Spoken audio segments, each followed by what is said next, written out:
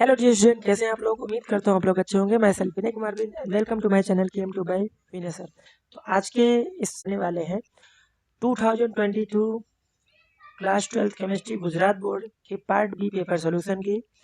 इसमें हम लोग जो आपके न्यू सिलेबस के अकॉर्डिंग जो क्वेश्चन बोर्ड में है उन्हीं क्वेश्चन को हम यहाँ पर डिस्कस करने वाले हैं। ठीक है, तो चलिए स्टार्ट करते हैं। तो क्वेश्चन नंबर जो 2 है, ठीक है, क्वेश्चन ये है solution of nickel nitrate is electrolyte between platinum electrode using a current of 5 ampere for 20 minutes.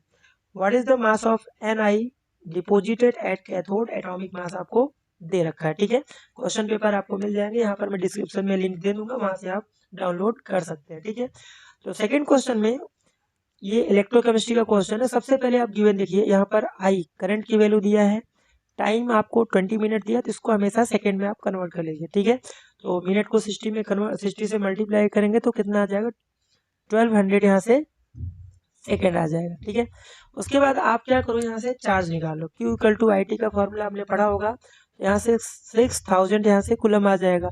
अब आपको यहाँ से ध्यान रखना है कि जो कैथोड का रिएक्शन होता है, ठीक है, कैथोड का जो रिएक्शन है उसको आप ध्यान से देखिए। तो कैथोड का रिएक्शन में आप ध्यान से देखो कि Ni जो है ये +2 चार्ज है। आपको कैसे पता चला, तो NiNO3 यहाँ से ट्वाइस लिखा है, यहाँ पर निकल पे आप आयनाइज करेंगे तो +2 चार्ज आएगा। ठीक है, तो 2 इलेक्ट्रॉन लेगा और यहाँ से Ni सॉलिड। तो लिखने का तरीका क्या है कि देखिए यहाँ पर हमने कूलम निकाला हुआ। ठीक है, तो 2 इलेक्ट्रॉन मतलब 2 मोल ऑफ इलेक्ट्रॉन बोल सकते हैं या फिर 2 फेराड। यहाँ से 2 इंटू 1 फेराड की जो एग्जैक्ट वैल्यू है 96487 कूलम होता है। इसमें आप 96500 कूलम भी ले सकते हैं। एग्जैक्ट वैल्यू आप गुजरात बोर्ड में तो एग्जैक्ट वैल्यू लेके चलना है। तो इतना जो कूलम है रिक्वायर्ड टू प्रोड्यूस 58.7 ग्राम निकल। तो ये जो हमने लिखा ये एटॉमिक मास है निकल का, इसलिए 1 कूलम पे कितना होगा, 58.7 डिवाइड बाई ये जो कूलम है, और उसके बाद 600 कूलम जितना आपने इलेक्ट्रिसिटी प्रोवाइड किया था उससे कितना मिलेगा। तो यहाँ से इसको जब सॉल्व करेंगे तो आपका आंसर आएगा 1.82 और यही अपना फाइनल आंसर होगा। तो आंसर क्या हो जाएगा, मास ऑफ निकल deposited at cathode is 1.8। Okay, चलिए आगे बढ़ते हैं। ये नेक्स्ट जो क्वेश्चन है बहुत आसान है। में आपको ये पूछा है molecularity and order of reaction में डिफरेंस। ठीक है, molecularity and order of reaction में डिफरेंस। टोटल यहाँ पर देखिए 2 मार्क्स से पूछा है क्वेश्चन, तो आपको 2 पॉइंट मैक्सिमम लिखने हैं। अभी मैंने यहाँ पर 4 पॉइंट लिखा है ताकि अगर 3 मार्क्स में भी ये क्वेश्चन आए तो आप एटलीस्ट 4 पॉइंट बना सके। ठीक है, तो इसमें देखिए पहला जो है डेफिनेशन ही हमने लिखा है। मॉलिक्यूलरिटी क्या होता है, total number of reacting species in a reaction called molecularity. ठीक है, रिएक्शन में जितने भी स्पीसीज रिएक्टेंट पार्टिसिपेट करते हैं उसको हम बोलते हैं मॉलिक्यूलरिटी। ऑर्डर ऑफ रिएक्शन क्या होता है, it is equal to sum of power of concentration of reactant in rate law expression. Rate law expression में जो पावर होता है उसी का सम कर दो तो वही आपका ऑर्डर ऑफ रिएक्शन होता है। दूसरा पॉइंट बहुत आसान है, थ्योरेटिकल होता है, ये एक्सपेरिमेंटल हम कैलकुलेट करते हैं। ओके, नेक्स्ट जो डिफरेंस पॉइंट है देखिए यहाँ पर लिखा है molecularity can neither be zero और नॉर फ्रैक्शन। ठीक है, मॉलिक्यूलरिटी कभी भी जीरो नहीं हो सकता और ना ही वो फ्रैक्शन हो सकता है, ना तो नेगेटिव हो सकता है। और ऑर्डर ऑफ रिएक्शन क्या होता है, जीरो भी हो सकता है, फ्रैक्शनल भी हो सकता है, इंटीजर भी हो सकता है। ठीक है, और जो पॉइंट है जो मॉलिक्यूलरिटी होता है वो इंडिपेंडेंट होता है किस पे, प्रेशर एंड टेम्परेचर पे। और ये क्या होता है, डिपेंड होता है टेम्परेचर, कंसंट्रेशन एंड प्रेशर पे। Factor affecting rate of order of reaction तो आपको ये मिल जाएगा। अदरवाइज और भी पॉइंट लिख सकते हैं, मॉलिक्यूलरिटी कभी 3 से ज़्यादा नहीं हो सकता बट ऑर्डर ऑफ रिएक्शन 3 से ज़्यादा हो सकता है। ठीक है, नेक्स्ट क्वेश्चन नंबर 6 ये दिया है कि आपको एक कॉम्प्लेक्स कंपाउंड दिया है। यहाँ पर कॉम्प्लेक्स कंपाउंड, ये छठा जो क्वेश्चन है वो आपको कॉम्प्लेक्स कंपाउंड यहाँ पर CONH3 thrice and NO2 thrice दिया है। तो इसका आपको ज्योमेट्रिकल आइसोमर ड्रॉ करना है। ठीक है, ज्योमेट्रिकल आइसोमर जनरली क्या होता है, सी सेंट्रांस होते हैं। बट ऐसे कॉम्प्लेक्स कंपाउंड जिसमें 3 यूनिडेंटेड लिगेंड हो और 3 अलग यूनिडेंटेड लिगेंड हो तो वहाँ पर फेसियल एंड मेरिडियनल बोलते हैं, जिसको शॉर्ट में फेक एंड मर आइसोमर्स बोलते हैं। तो यहाँ देखिए टोटल इसकी जो प्राइमरी वैलेंसी होगी, तो प्राइमरी वैलेंसी कितना आएगा, यहाँ पर निकालोगे तो +3 आएगा सेकेंडरी जो वैलेंसी होगा वो 6 होगा। दैट मीन्स ऑक्टेहाइड्रल में स्ट्रक्चर बनाना बहुत आसान है। सेंट्रल एटम को उठाइए CO और यहाँ से कुछ इस तरह का आप डिजाइन बना दीजिए, ठीक है। अब 3 जो सेम है उनको एक साइड रखिए और 3 जो यूनिडेंटेड लिगेंड उनको एक साइड रखिए। ये इस टाइप का जो ज्योमेट्री बनेगा उसको बोलते हैं फेसियल। और अगर आप ये याद कैसे कर सकते हैं, तो यहाँ पर देखिए जो मेरिडियनल बनाया है, जो दो सेम उनको अपोजिट में रखिए, above the plane below the plane, और एक को क्या इसी के जस्ट साइड में रखिए। 3 फिक्स कर लिए। अब बाकी जो 3 होंगे वो दूसरा वाला लिगेंड्स ही होंगे। इस तरह से आप यहाँ से मेरिडियनल स्ट्रक्चर ड्रॉ कर सकते हैं। ओके, चलिए आगे बढ़ते हैं। नेक्स्ट जो क्वेश्चन है वो कन्वर्जन से रिलेटेड है। Question number 7। क्वेश्चन में ये दिया है, give the conversion benzene to diphenyl. Benzene से हमें क्या बनाना है, डाइफिनाइल बनाना है। बेंजीन से डाइफिनाइल बनाने के लिए आपको उर्ज रिएक्शन अगर पढ़ा होगा तो उसका यहाँ पर यूज आने वाला है। तो ये उर्ज रिएक्शन नहीं होगा, सॉरी यहाँ पे लिखा हुआ है, ये होगा फिटिक रिएक्शन, फिटिक रिएक्शन। तो सबसे पहले हमें क्लोरोबेंजीन चाहिए। अपना स्टार्टिंग रिएक्टेंट क्या है, बेंजीन। पहले बेंजीन से आप क्लोरोबेंजीन बना लो। बेंजीन से क्लोरोबेंजीन बनाने के आप क्लोरीनेशन करा दो एनहाइड्रस AlCl3 के प्रेजेंस में, तो क्लोरोबेंजीन बन जाएगा। फिर 2 मोल क्लोरोबेंजीन का फिटिक रिएक्शन करा दिए। फिटिक रिएक्शन उर्ज फिटिक दोनों में जो रिएजेंट यूज होता है वो सेम होता है, सोडियम एंड ड्राई ईथर। यहाँ से क्या होगा, 2 मोल NaCl यहाँ से साइड में हो जाएगा, ठीक है, और दोनों फिनाइल ग्रुप को कंबाइन करा दो तो यहाँ से डाइफिनाइल बन जाएगा। आई होप ये इजी होगा, ठीक है। नेक्स्ट जो क्वेश्चन है, आगे बढ़ते हैं। नेक्स्ट जो क्वेश्चन है वो है carbyl amine reaction. Okay, carbyl amine reaction.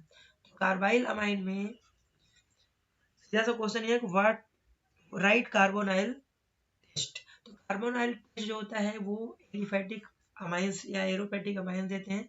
First मैंने स्टेटमेंट भी लिखा है, aliphatic and aromatic primary amine on heating with chloroform and ethanolic potassium hydroxide form isocyanide या फिर carbyl amine which is fallen smelling. इसका रिएक्शन देखिए क्या होगा। रिएक्शन इसका है, प्राइमरी अमाइन लेना है आपको, एलिफैटिक या एरोमेटिक अमाइन। यहाँ पर जो रिएजेंट होता है कार्बाइल अमाइन में वो इंपॉर्टेंट है, क्लोरोफॉर्म एंड 3 मोल KOH। यहाँ पर रेशियो भी आपसे MCQ पूछ सकता है कितने रेशियो में होता है, तो 1:3। इसको हीट कर दीजिए तो जो NH2 जो ग्रुप है वहां पर आ जाएगा MC आइसोसाइनाइड। तो आइसोसाइनाइड जिसका स्मेल क्या होता है, फॉल स्मेलिंग होता है, और साइड में 3 KCl and 3 mole water molecule यहाँ पर ऑब्टेन होंगे। ये 3 क्या है तो यहाँ से 3 Cl KCl बना लोगे वाटर। और ये जो होता है carbyl amine reaction, primary and secondary amine जो होते हैं ये टेस्ट नहीं दे सकते हैं। इसको अगर आपको क्वेश्चन में प्राइमरी एंड सेकेंडरी अमाइन में डिटेक्ट करना कौन सा अमाइन है तो आप कार्बाइल अमाइन रिएक्शन से कर सकते हैं। ओके, चलिए आगे बढ़ते हैं। क्वेश्चन नंबर 9, ठीक है। क्वेश्चन नंबर 9 जो है वो क्या है, लिखा क्वेश्चन है कि state the reaction which prove the presence of carbonyl and primary OH group in a glucose। तो ये बायो मॉलिक्यूल का क्वेश्चन है। इसमें टोटल 5 रिएक्शन आते हैं, पांचों रिएक्शन आप करके जाइए एग्जाम में। एक आपके नेक्स्ट एग्जाम में जो आने वाले बोर्ड एग्जाम है उसमें आने के चांस है। तो देखिए इसके 2 रिएक्शन कौन से हैं। हमें सबसे पहले मैंने यहाँ लिखा reaction which confirm the presence of carbonyl group in glucose. इसका जो रिएक्शन है, देखिए ग्लूकोज का स्ट्रक्चर ये कंडेंस स्ट्रक्चर है, ओपन स्ट्रक्चर भी आप ड्रॉ कर सकते हैं, CHO, यहाँ CHOH4 है और CH2OH है, ग्लूकोज का है। इसको अगर आपने हाइड्रोक्सिल अमाइन क्या होता है, NH2OH, इसके साथ रिएक्शन कराएंगे तो आप प्रोडक्ट कैसे बनाए। देखिए ये जो CHO ग्रुप है ना, यहाँ पर ये आपका एल्डिहाइड ग्रुप, यही स्ट्रक्चर ओपन करेंगे, यहाँ से ऑक्सीजन निकाल लीजिए और यहाँ से 2 हाइड्रोजन और NOH जो बचा इस डबल बॉन्डेड कार्बन से जोड़िए। तो देखिए ध्यान से यहाँ से यही चीज चेंजेस आ रहा है, बाकी सब तो सेम है, इसको बोलते हैं ऑक्सी। ओके, और अगर यहाँ से हमने HCl से रिएक्शन कराओ तो यहाँ से साइनोहाइड्रिन बनेगा और ये भी कार्बोनाइल पे भी अटैक करेगा। तो यहाँ पे देखिए कार्बोनाइल में आपको पता है ऑक्सीजन पे माइनस, कार्बन पे plus, Cn minus H plus, H plus जाएगा किसके पास, ऑक्सीजन के पास, और Cn जाएगा इस कार्बोनाइल कार्बन। यहाँ से देखिए चेंजेस सिर्फ यहाँ पर आ रहा है, इस कंपाउंड को बोलते हैं साइनोहाइड्रिन। ठीक है, तो ये हो गया कार्बोनाइल ग्लूकोज में प्रेजेंट है, इसके दो रिएक्शन आपको एनसीईआरटी में दिए हैं। तो चलिए आगे बढ़ते हैं। OH ग्रुप के लिए यहाँ पर कैसे करेंगे, OH ग्रुप के लिए एक रिएक्शन है, ठीक है। दूसरा जो पॉइंट OH ग्रुप को भी आपको कंफर्म करना है, reaction which confirm the presence of OH group in glucose. यहाँ पर एसिटिक एनहाइड्राइड के साथ रिएक्शन करा दीजिए। एसिटिक एनहाइड्राइड का अगर मैं स्ट्रक्चर ओपन करूँ तो इसका स्ट्रक्चर कुछ इस तरह से होगा, CO और यहाँ से ऑक्सीजन, ये ऑक्सीजन होगा, फिर यही ग्रुप यहाँ से CH, यहाँ से बॉन्ड ब्रेक करा दीजिए। ये COCH3 ग्रुप है, यही जाके जहाँ पर OH ग्रुप है यहाँ से H निकालिए इन सब से, और यहीं पर ये ग्रुप अटैच करा, देखिए ध्यान से COCH3 और COCH3। तो यहाँ से आपको ग्लूकोज पेंटाएस्टेट मिलेगा, जो सिर्फ अल्कोहल में जो H है उसको हटा के COCH3 लगाना, बाकी साइड में एसिटिक एसिड मिलता है तो उसको दिखाने की जरूरत है नहीं। तो ये इसका आंसर हो जाएगा। ठीक है, तो सेक्शन ए के टोटल जितने क्वेश्चन आपके न्यू सिलेबस के अकॉर्डिंग थे वो हमने डिस्कस कर दिया।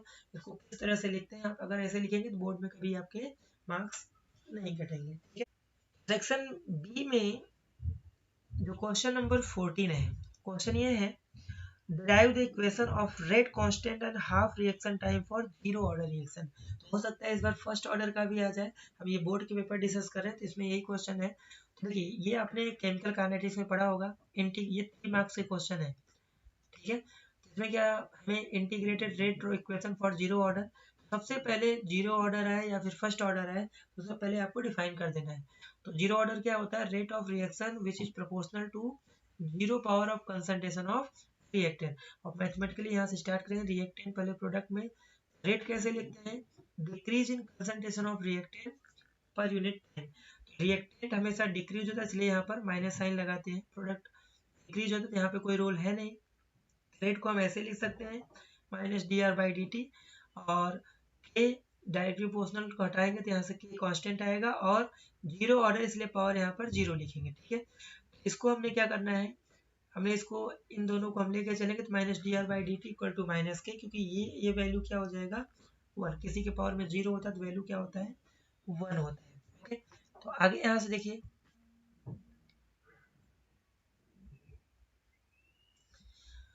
आगे इसी को हमें क्या करना है, रीअरेंज करना है। रीअरेंज कैसे, dt को आप इधर राइट हैंड साइड ले लें, और ठीक है यहाँ पर ये माइनस यहाँ पे नहीं रहेगा, हमने पहले ये ले लिया है, माइनस के को हमने इधर ले लिया है, dr इक्वल टू माइनस के dt आ जाएगा।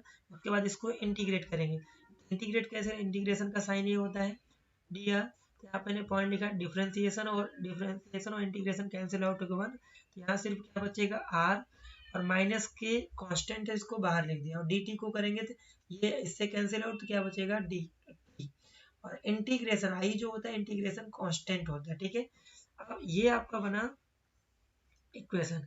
अब इसको हमें आई की वैल्यू निकालना होता है। ठीक है, इनिशियल टाइम अगर t 0 है तो r के प्लेस पे क्या आ जाएगा r0, और यही वैल्यू उठा के फर्स्ट इक्वेशन में पुट कर दोगे। ठीक है, ये वैल्यू तो यहाँ से देखिए r0 बन जाएगा माइनस के t की वैल्यू 0 i, तो i की वैल्यू क्या, i इक्वल टू r0 आ जाएगा। ओके, फिर आगे हम चलेंगे, तो यहाँ देखिए हम इसको क्या कर देंगे, फर्स्ट जो इक्वेशन था उसी में रख देंगे, now putting the value of I in first equation, ये फर्स्ट इक्वेशन, और आई के प्लेस पे क्या आ जाएगा r0। तो हमने क्या करा, इसको रीअरेंज कर दिया, इस के टी को मैंने लिया इस साइड और इसको लिया इस साइड, तो के equal to r0 by minus r by t आ जाएगा। ये बना आपका इक्वेशन। ग्राफ कैसे प्लॉट करेंगे, ग्राफ प्लॉट करने के लिए जो हमारा ऊपर इक्वेशन था r equal to minus k t plus r0 initial constant, इसको कंपेयर करा दो y equal to m axis, तो y एक्सिस में क्या होगा r आ जाएगा, x एक्सिस में क्या आ जाएगा टाइम, स्लोप क्या होगा माइनस के, और इंटरसेप्ट क्या होगा r0। तो इसका ग्राफ प्लॉट करेंगे, ये x एक्सिस है, y एक्सिस है, डिक्रीजिंग ग्राफ हो क्योंकि यहाँ पर माइनस है तो स्लोप माइनस, ये तरह के एमसीक्यू क्वेश्चन आते हैं। और उसके बाद अगर हम हाफ लाइफ निकालें, ठीक है। हाफ लाइफ अगर ध्यान दो तो हाफ लाइफ क्या होता है, जितने टाइम में कोई भी अपने इनिशियल कंसंट्रेशन का जस्ट हाफ हो जाए। तो हमें क्या करना है, जो ऊपर इक्वेशन था उसी में हमें के प्लेस पे टी हाफ लिखना है, आर के प्लेस पे आर नॉट बाई टू लिखना है। क्यों? क्योंकि इनिशियल का जस्ट हाफ, और ये आप सेकेंड इक्वेशन रख देंगे तो T half equal to R naught minus R naught by हो जाएगा आर के प्लेस में। इसको सिंप्लीफाई करेंगे तो are naught by two K आ जाएगा। हाफ लाइफ आपका T half equal to R naught by two K आ जाएगा। ठीक है, आई होप आपको समझ में आए। एक दो बार इसको प्रैक्टिस करेंगे तो आपको क्वेश्चन ये आ जाएगा। ड्राइव जरूर कर लिख कर जाइएगा एग्जाम में, क्योंकि ये क्वेश्चन आने के चांस है। फर्स्ट ऑर्डर का भी आ सकता है इस साल। ठीक है, तो चलिए आगे नेक्स्ट जो क्वेश्चन है, क्वेश्चन नंबर 18। ठीक है, मैं इसका क्वेश्चन पेपर का पीडीएफ लिंक में दे दूंगा, तो वहां से आप डाउनलोड कर सकते हैं। ताकि क्वेश्चन सामने ऊपर में तो आपको समझ में आए, क्योंकि हर सेट अलग अलग होते हैं क्वेश्चन नंबर, तो आप इसको थोड़ा ध्यान रखिएगा। क्वेश्चन नंबर 18 है, what is the interstitial compound, right it's characteristics. तो कैरेक्टरिस्टिक अपने को पहले तो आपको डिफाइन करना है, क्योंकि 3 मार्क्स में क्वेश्चन है। तो फर्स्ट आप इंटरस्टिशियल कंपाउंड को डिफाइन करिए। क्या लिखा है, those compound which are formed by tapping of small atoms like hydrogen, carbon, nitrogen inside the crystal lattice of metal called interstitial compound।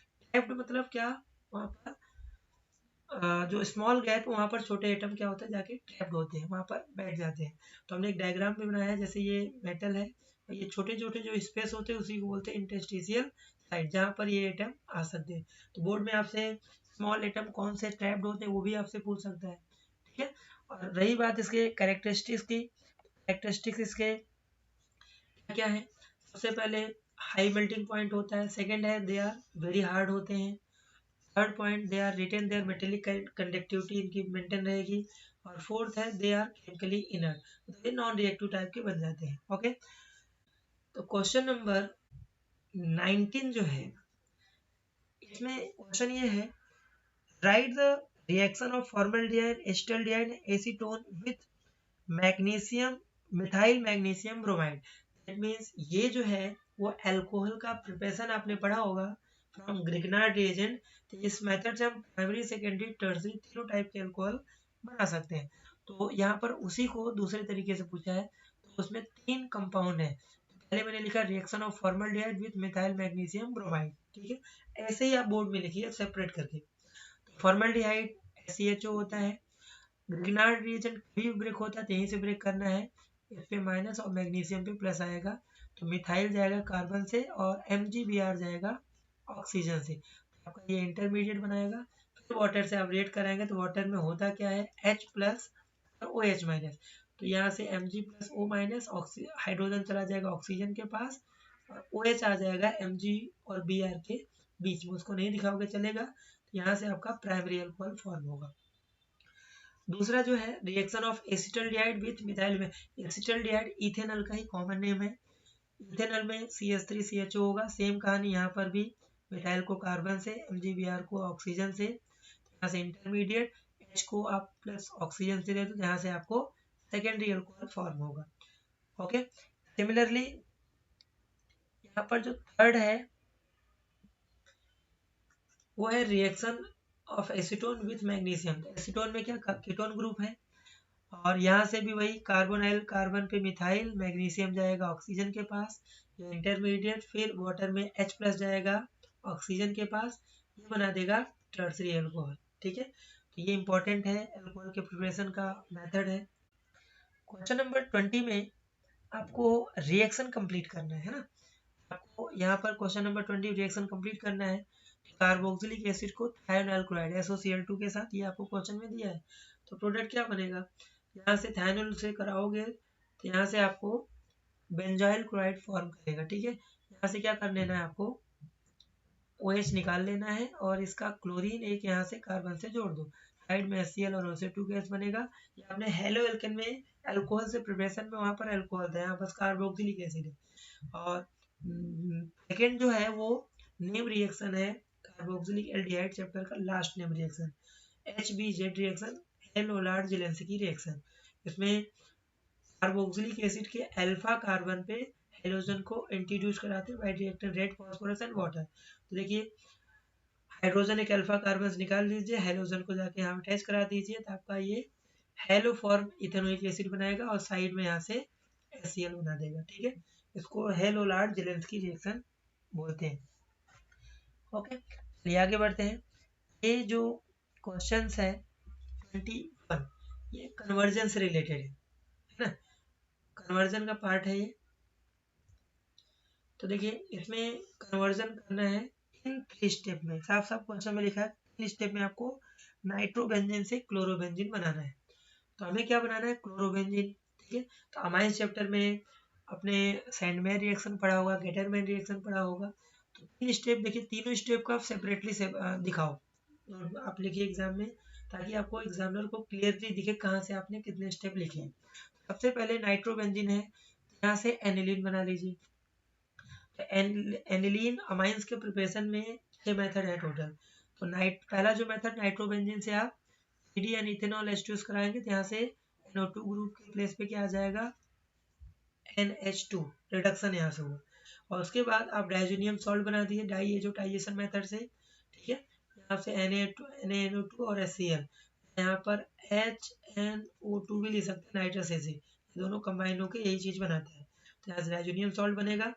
ठीक है, बेंजीन डाइजेनियम क्लोराइड। और उसके बाद यहाँ पर गेटरमैन रिएक्शन करा दीजिए, या आप सैंडमेयर से भी प्रोडक्ट बना सकते थे। तो कॉपर पाउडर और HCl होता है गेटरमैन में, यहाँ से CuCl आएगा, अगर यहाँ X लोगे तब आएगा, और यहाँ से क्लोरोबेंजीन फॉर्म हो जाएगा। ओके, आई होप आपको ये समझ में आ गए होंगे। ये हो गया सेक्शन बी का पार्ट। सेक्शन सी 4 मार्क्स के क्वेश्चन होते हैं, बहुत इंपॉर्टेंट है, और इसमें से कोई भी क्वेश्चन आपका डिलीटेड नहीं है जो 2022 में पेपर आया था। ठीक है, तो ये क्वेश्चन नंबर 22 जो है वो सॉल्यूशन चैप्टर का है, एग्जाम्पल नंबर 1.13। ठीक है, तो ये जो क्वेश्चन है एग्जाम्पल 1.13, 12 और 13 दोनों इंपॉर्टेंट हो सकता है, इस साल 12 क्वेश्चन आ जाए। क्वेश्चन ये है 0.6 ml of acetic acid having density 1.06 gram per ml is dissolved in 1 liter of water. Depression in freezing point for the acid was 0.0205 degree Celsius है। इसको केल्विन में लेके चलना है। ठीक है, आपको इसको कन्वर्ट नहीं करना है। ठीक है, NCERT में भी सोल्यूशन है ये, बोर्ड में जो मिला था उसमें भी यही लेके चला है, तो आप उसको कन्वर्ट करने की कोशिश मत करिएगा।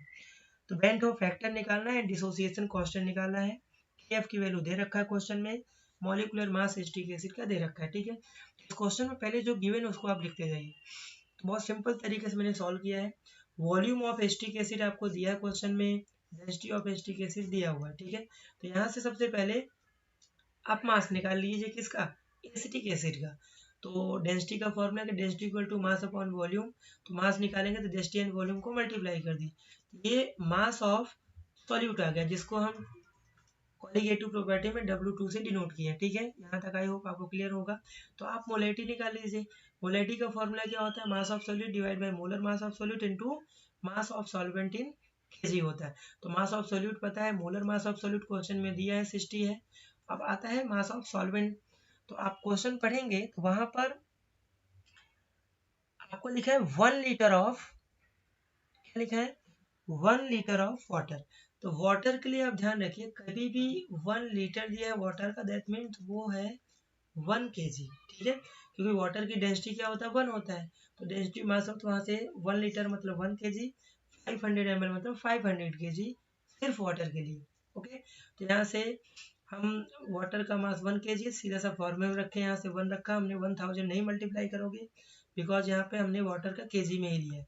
तो मोलैरिटी आ गया 0.0106 मोल पर केजी। ओके, अब अपने को क्या करना है, यहाँ पर colligative depression in freezing point का formula delta TF equal to i KF into molarity. तो यहाँ से आप आई निकाल लीजिए। ठीक है, आप जो एग्जाम्पल सॉल्व किया NCERT में वो अलग तरीके से है, तो आप उस तरीके से न जाके आप इस मेथड से करेंगे जिस मेथड से मैंने सॉल्व किया है। बहुत इजीली आप समझ सकते हैं और लिख भी सकते हैं। ठीक है, तो आई की वैल्यू हमने यहाँ से निकाल लिया, delta TF divide by KF into molarity. Delta TF की वैल्यू क्वेश्चन में ऑलरेडी ये वैल्यू दिया है, और KF की वैल्यू भी दिया है, यहाँ से हमने मोलैरिटी निकाल लिया। तो सॉल्व करेंगे तो आई की वैल्यू आ जाएगा 1.041। ओके, आगे बढ़ते हैं। आगे डिग्री ऑफ डिसोसिएशन का फॉर्मूला होता है alpha equal to 1 minus I upon n minus 1। Degree of association का भी फॉर्मूला था, बट यहाँ पर डिसोसिएशन की बात है तो यहाँ पर आई की वैल्यू रख दिया हमने 1.041, 1 ही है, और 2 माइनस एन की वैल्यू हमने कैसे डिसाइड किया, एसिटिक एसिड को जब आयनाइज करोगे तो एसिटेट आयन और H प्लस मिलेगा, 2 आयन में टूटा है मतलब एन की वैल्यू 2 होगा। तो यहाँ रखा अल्फा की वैल्यू हमने निकाल लिया 0.041। नाउ डिसोसिएशन कांस्टेंट निकालने का अपना एक फॉर्मूला होता है, आप इलेक्ट्रोकेमिस्ट्री में भी ये फॉर्मूला देखे होंगे, dissociation constant equal to C alpha square upon 1 minus alpha. तो बस आपको कुछ नहीं करना, कंसंट्रेशन मतलब मोलेलिटी जो हमने निकाला था वही रखना है, अल्फा की वैल्यू अभी हमने निकाला, इसको अच्छे तरीके से सिंप्लीफाई करिए तो के की वैल्यू आपको मिलेगा 0.000186, और इसको डेसिमल को अगर यहाँ लेके आएंगे तो 10 के पावर -5 और आपको यहाँ से 4 मार्क्स मिल जाएगा। ठीक है, एक दो बार प्रैक्टिस कर लीजिए, डेफिनेटली आपको इजी मेथड लगेगा और सॉल्व कर सकते हैं। ओके, चलिए आगे बढ़ते हैं।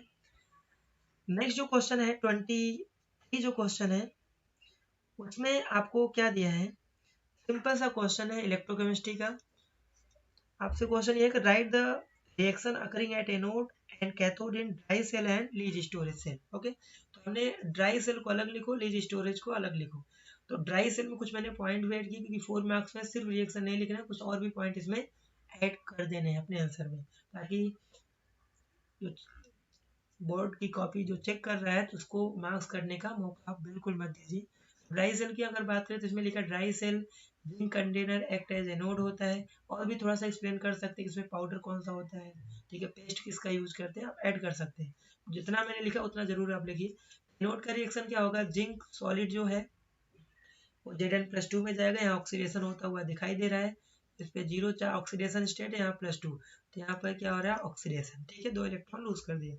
नेक्स्ट बात की है कैथोड की, cathode made up of carbon graphite and surrounded by powder of MnO2 and carbon, manganese dioxide and carbon का पाउडर उसके सराउंड में होता है। तो कैथोड का रिएक्शन क्या है, MnO2, ठीक है, और अमोनियम आयन और इलेक्ट्रॉन लेगा तो यहाँ से MnO और OH बना देगा और NH3।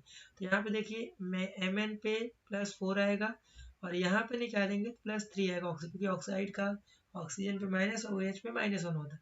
तो यहाँ पर आप देखिए ध्यान से रिडक्शन हो रहा है। तो MCQ में भी पूछ सकता है कैथोड में Mn का जो ऑक्सीडेशन स्टेट उसमें क्या चेंज हो रहा है, 4 से +3 कन्वर्ट हो रहा है। ओके, तो ये हो गया ड्राई सेल की बात। अब हम बात करते हैं लीड स्टोरेज सेल में। लीड स्टोरेज सेल में कुछ पॉइंट मैंने ऐड किए हैं। पहला point, it is commonly use in automobiles and inverter में यूज होता है। 38% solution of H2SO4 is used as electrolyte होता है।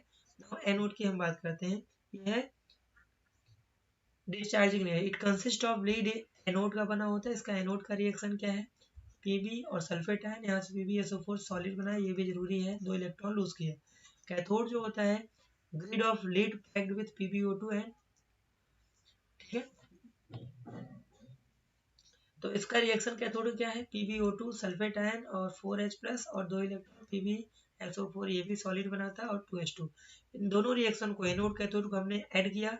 तो रिएक्शन को ऐड कैसे करते हैं, रिएक्टेंट का रिएक्टेंट साइड, प्रोडक्ट का प्रोडक्ट साइड। तो आप सॉल्व करेंगे तो ओवरऑल जो रिएक्शन बनेगा आपको Pb + PbO2 + 2 मोल यहाँ से H2SO4, ये कैसे बना, सल्फेट यहाँ पर है, सल्फेट यहाँ से, और 4H+ है तो यहाँ से हाइड्रोजन मिलेगा, और PbSO4 2 और 2H2। ओके, 24 जो क्वेश्चन है ये केमिकल काइनेटिक्स का एक्सरसाइज जो क्वेश्चन है। ठीक है, तो क्वेश्चन है half life period of radioactive DK of carbon 14 is 5730 years दिया हुआ। ठीक है, तो हाफ लाइफ आपको क्वेश्चन में गिवन है, हाफ लाइफ दिया हो तो यहाँ से हम रेट कांस्टेंट निकाल सकते हैं, क्योंकि हाफ लाइफ का फॉर्मूला क्या होता है फर्स्ट ऑर्डर का, T half equal to 0.693 divide by, यहाँ से क्या आप निकाल लीजिए, इसको सॉल्व मत करिए यहाँ पर। ठीक है, इसको यही वैल्यू रख के चलिए, गुजरात बोर्ड में लगभग आपको सेम आंसर मिलना चाहिए जो एनसीईआरटी में दिया है। तो आप यहाँ पे डिवाइड करेंगे तो थोड़ा दिक्कत हो सकती है वैल्यू में, बट सही भी आएगा, बट आप रिस्क मत लीजिए, इसको ये वैल्यू यही लेके चलिए। अब यहाँ पर क्वेश्चन में देखो ध्यान से, इसमें आपको बोला है N archaeological artifact containing wood had only 60%। जब एक्सरसाइज करोगे तो वहाँ पर 80% लिखा है, यहाँ पर क्वेश्चन में थोड़ा चेंज किया है, वो लिया है 60%। तो थोड़ा सा ध्यान रखिए, फिजिकल केमिस्ट्री में वैल्यू थोड़ा बहुत चेंज कर सकता है, इलेक्ट्रोकेमिस्ट्री एंड केमिकल काइनेटिक्स से। मेथड तो वही है अपना, बट वैल्यू चेंज किया है। तो इनिशियल कंसंट्रेशन परसेंटेज दिया था 100 ही मान के चलो R नॉट, और फाइनल जो 60% लिविंग ट्री कितना है उसको आप 60 मान लीजिए। और अपने को फर्स्ट ऑर्डर का फॉर्मूला तो अपने याद ही किया होगा, rate constant equal to 2.303 upon time log initial concentration divide by final. ठीक है, वैल्यू आपको कुछ नहीं करना है, वैल्यू आपको पुट कर देना है। तो टाइम इक्वल टू 2.303, ठीक है, के लॉग R नॉट बाई, हमने थोड़ा सा रीअरेंज क्योंकि अपने को टाइम निकालना है ना, तो ये वैल्यू सेम है, के की वैल्यू हमने जो निकाला था, तो ये नीचे आज न्यूमरेटर में आपका 5730 आ जाएगा। इनिशियल 100 है, फाइनल आपका 60, इसको सिंप्लीफाई कर दीजिए। यहाँ से आपको कैलकुलेटर अलाउ ही है, अगर आपको सिंपल कैलकुलेटर से लॉग एंटी लॉग चाहिए तो आप प्लेलिस्ट में जाके वहाँ पर लॉग एंटी लॉग यूट्यूब, वहाँ से आप सर्च करते हैं, सिंपल सा स्टेप याद करके चलिए। लॉग टेबल का यूज आपको भरोसे नहीं जाना एग्जाम में, क्योंकि गुजरात बोर्ड में कैलकुलेटर अलाउ है। तो यहाँ से टाइम निकालेंगे, इसको सिंप्लीफाई करेंगे तो अपना जो टाइम आएगा 4224.47 ईयर, इसका आंसर आएगा। तो एज ऑफ सैंपल जो होगा वो अप्रोक्स में 4224 ईयर्स होगा। ओके, आई होप आपको समझ में आ जाएगा। इसको क्वेश्चन को एक बार आप सॉल्व कर लीजिएगा। चलिए आगे बढ़ते हैं। नेक्स्ट जो क्वेश्चन है, क्वेश्चन नंबर 25, ये है कोऑर्डिनेशन कंपाउंड से। ये एक्सरसाइज और इंटेक्स से क्वेश्चन ही आएंगे यहाँ से।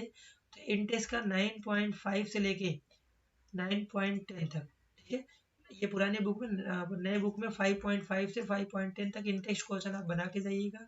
एक्सरसाइज में भी कुछ क्वेश्चन है, मैंने most IMP 4 marks question upload किए हैं, वहाँ से भी आप कर सकते हैं। मैं अपने डिस्क्रिप्शन में लिंक दे दूंगा, वहाँ से आप वीडियो को देख सकते हैं।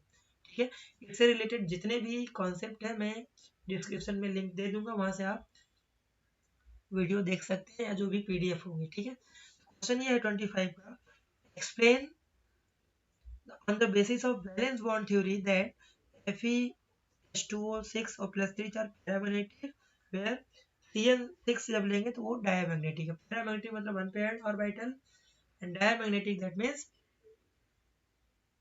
Paired orbital. तो यहाँ देखिए सेंट्रल एटम आयरन ही लिया है, इसको बिल्कुल PVT थ्योरी आएगा तो यही मेथड से आपको फॉर्मेट से एग्जाम में लिखना है। ठीक है, सबसे पहले आयरन है तो आयरन के एटॉमिक नंबर 26, इलेक्ट्रॉनिक कॉन्बिनेशन क्या होगा, ऑर्गन 3d6 4s2 आ जाएगा। अब यहाँ पर देखिए ऑक्सीडेशन स्टेट निकालेंगे +3, क्यों, क्योंकि वाटर न्यूट्रल लिगेंड्स है, +3 है तो ये इसका ऑक्सीडेशन स्टेट होगा, ये इसकी प्राइमरी वैलेंसी होगी। तो यहाँ से 3 इलेक्ट्रॉन निकालेंगे तो पहले S से 2 इलेक्ट्रॉन और 1 इलेक्ट्रॉन जाएगा D से, तो 3d5 4s2 बनेगा। इसी का अपने को ऑर्बिटल डायग्राम बना लेना है। तो Fe+3, तो में 5 इलेक्ट्रॉन है, सबसे पहले एक इलेक्ट्रॉन जो ऑर्बिटल आपने भर दिया, ये 0 रहेगा, 4p भी आप लिख दिया। अब यहाँ पर एक आपको लाइन लिखना है, लाइन ये लिखना है कि वाटर जो होता है वीक लिगेंड होता है, तो ये पॉइंट इंपॉर्टेंट है, आपको लिखना ही पड़ेगा। H2O is a weak ligand due to this pairing of 3d orbital not occur। उसके बाद आप कॉम्प्लेक्स कंपाउंड बनाएंगे जो दिया है, और पेयरिंग नहीं होगा तो ये वाले ऑर्बिटल यहाँ पे इसमें नहीं जाएंगे, और यहाँ पर नंबर ऑफ अनपेयर्ड इलेक्ट्रॉन कितना आएगा 5। मैग्नेटिक प्रॉपर्टी से क्वेश्चन है, इसलिए आपको मैग्नेटिक मोमेंट दिखाना पड़ेगा। तो मैग्नेटिक मोमेंट निकालने का फॉर्मूला है √n+2, 5 की वैल्यू रखिए और यहाँ से आंसर 5.9 बोर मैग्नेटॉन इसका यूनिट है, आ जाएगा। ठीक है, चैनल पे नए हैं तो चैनल को लाइक शेयर सब्सक्राइब जरूर करें, बेल आइकन को भी प्रेस करें, क्योंकि बहुत सारे वीडियो आपको आने वाले हैं इस चैनल पे।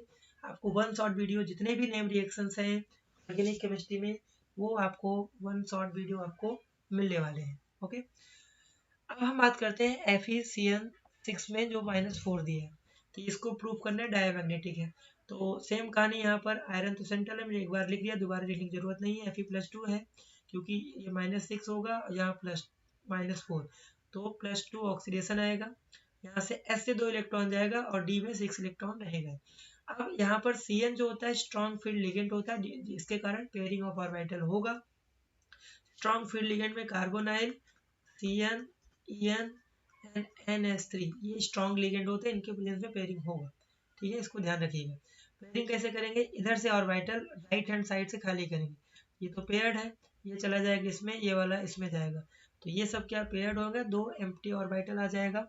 हमें यही देखना है कि डी में ऑर्बिटल सारे पेयर्ड है कि नहीं, तो यहाँ देखिए सारे पेयर्ड ऑर्बिटल हैं, तो ऑल ऑर्बिटल पेयर्ड, सो अनपेयर्ड इलेक्ट्रॉन 0 होगा, मैग्नेटिक मोमेंट इसका 0 आएगा, एन की वैल्यू 0 है, दैट मीन्स ये क्या है, डायमैग्नेटिक। ठीक है, बहुत सिंपल तरीके से यहाँ पर देखिए आप प्रैक्टिस कर लीजिएगा, आ जाएगा क्वेश्चन।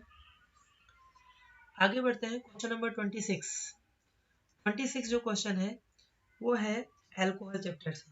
क्वेश्चन क्या लिखा है, write the reaction to prepare phenol from aniline and cumene. Aniline phenol बनाने के टोटल 4 मेथड एनसीईआरटी में दिए हैं, तो उनमें से 2 मेथड पूछा है और बहुत इजी मेथड है। थोड़ा सा आप क्या करिएगा, सिर्फ रिएक्शन मत लीजिए, इसको थोड़ा सा एक्सप्लेन कर दीजिएगा इसका सेंटेंस फॉर्मेट में बोर्ड में। तो यहाँ देखिए पहला है फिनॉल से एनिलीन बनाने का तरीका। तो सबसे पहले एनिलीन से हम डाइजोनियम सॉल्ट बनाएंगे, इसको बोलते हैं रिएक्शन को डाइएजोटाइजेशन, है ना। ये अपने सेंडमेयर रिएक्शन में था डाइजोनियम सॉल्ट में। उसके बाद वार्म वाटर कर दीजिए, यहाँ से आपको फिनॉल, नाइट्रोजन और HCl साइड प्रोडक्ट मिलेंगे। इसी को थोड़ा सा सेंटेंस आप बना दीजिएगा, ये 2 ही मेथड है, तो रिएक्शन ही मेन है, मेन सेंटेंस भी आप बना दीजिएगा। ओके, नेक्स्ट जो है फिनॉल से क्यूमिन। क्यूमिन का स्ट्रक्चर भी आपसे एमसीक्यू में पूछते हैं, तो फिनॉल क्यूमिन कैसे बनाएंगे। क्यूमिन जो होता है आइसोप्रोपाइल बेंजीन को बोलते हैं, यहाँ पर मैंने सेंटेंस बना दिया है। Cumin is oxidized in presence of air to form cumin hydroperoxide, which further treated with dilute acid to give phenol and acetone।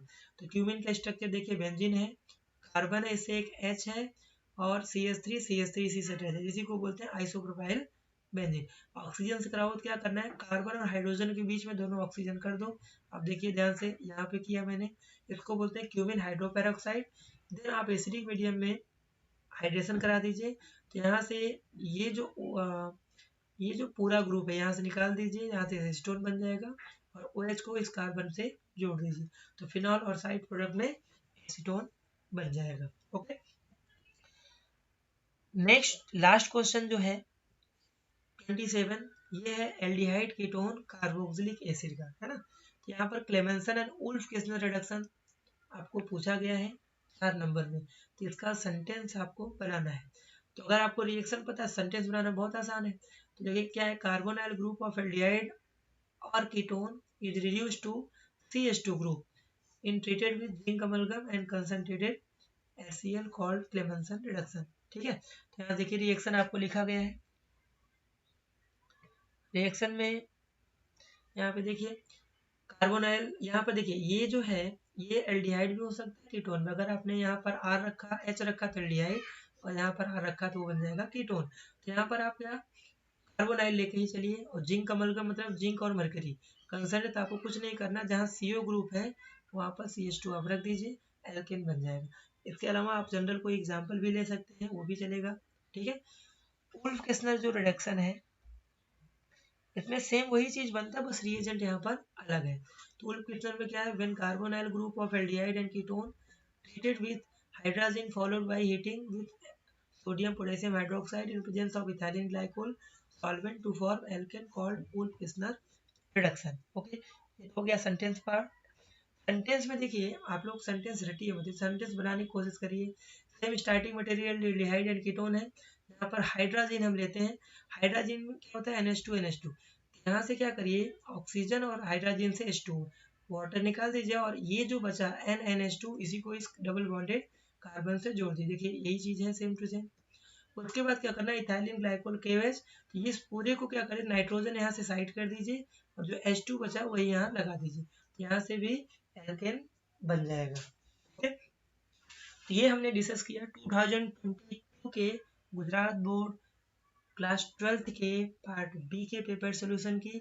इसी तरह से आपको बोर्ड में लिखना है, तो डेफिनेटली आप बहुत अच्छा स्कोर पार्ट बी में कर सकते हैं। और अगर आपने अभी तक ऑर्गेनिक में कुछ नहीं पढ़ा या आपको डर लग रहा है, तो एटलीस्ट आप 5 ईयर के क्वेश्चन बना लीजिए, मोस्ट ऑफ पार्ट बी उसमें से आने वाले हैं। MCQ में अगर यहाँ से करें कोई इंपॉर्टेंट ही आते हैं तो वहाँ से MCQ भी बनते हैं, तो उसको भी ध्यान रखिए। ठीक है, चलिए हम नेक्स्ट इसमें 2021 के पेपर पार्ट बी सोल्यूशन की बात करेंगे। मिलते हैं नेक्स्ट वीडियो लेक्चर में। Thank you.